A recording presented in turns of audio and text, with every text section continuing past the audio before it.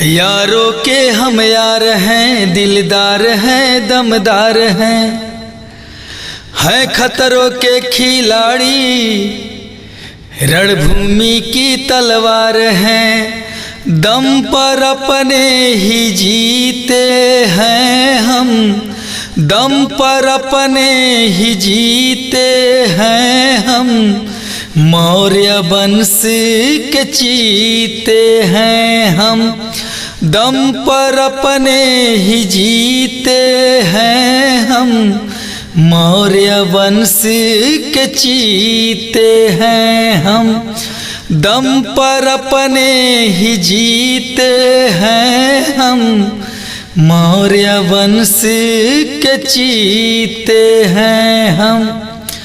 साथियों नमस्कार प्रणाम, मैं हूं धनंजय कुशवाहा और आज इस वीडियो के माध्यम से एक मौर्यवंशी गीत लेके आप सभी के बीच उपस्थित है।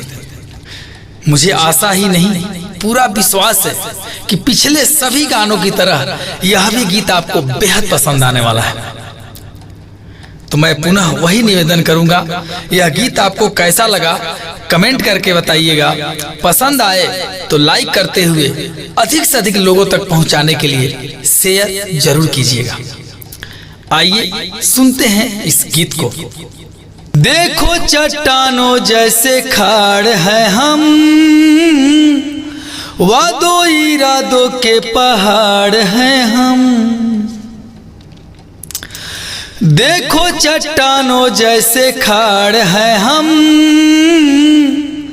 वादों इरादों के पहाड़ हैं हम। ना टूटे ना तोड़े, दिल से दिल को हाँ जोड़े, ना टूटे ना तोड़े, दिल से दिल को हाँ जोड़े। जहर भी अमृत सा पीते हैं हम, जहर भी अमृत सा पीते हैं हम, मौर्य वंश के चीते हैं हम, दम पर अपने ही जीते हैं हम, दम पर अपने ही जीते हैं हम, मौर्य वंश के चीते हैं हम, दम पर अपने ही जीते हैं हम, मौर्य वंश के चीते हैं हम।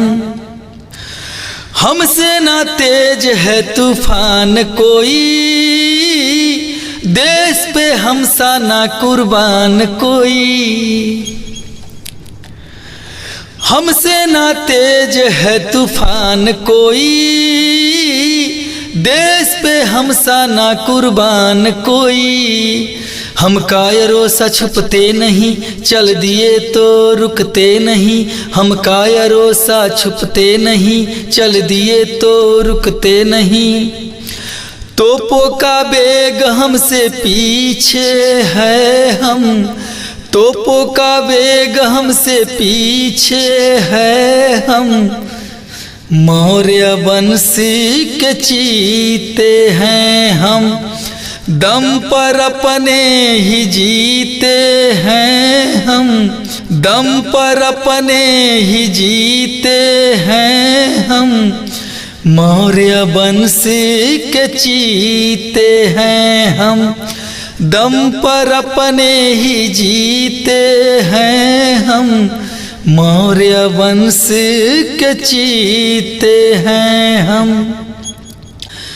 सेना हम अशोक सम्राट के हैं, योद्धा हम चंद्रगुप्त विराट के हैं। सेना हम अशोक सम्राट के हैं, योद्धा हम चंद्रगुप्त विराट के हैं।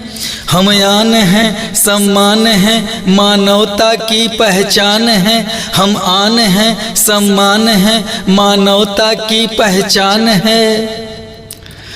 भारत भूमि के चहीते हैं हम, भारत भूमि के चहीते हैं हम, मौर्य वंश के चीते हैं हम, दम पर अपने ही जीते हैं हम, दम पर अपने ही जीते हैं हम, मौर्य वंश के चीते हैं हम। दम पर अपने ही जीते हैं हम, मौर्य वंश के चीते हैं हम। साथियों, ये रहा आज का गीत। कैसा लगा कमेंट करके जरूर बताइएगा। पसंद आया हो तो लाइक करते हुए जन जन तक पहुंचाने के लिए शेयर भी जरूर कीजिएगा। मिलते हैं बहुत जल्द नए वीडियो में कुछ नए गानों के साथ। तब तक के लिए नमस्कार, प्रणाम, जय सम्राट।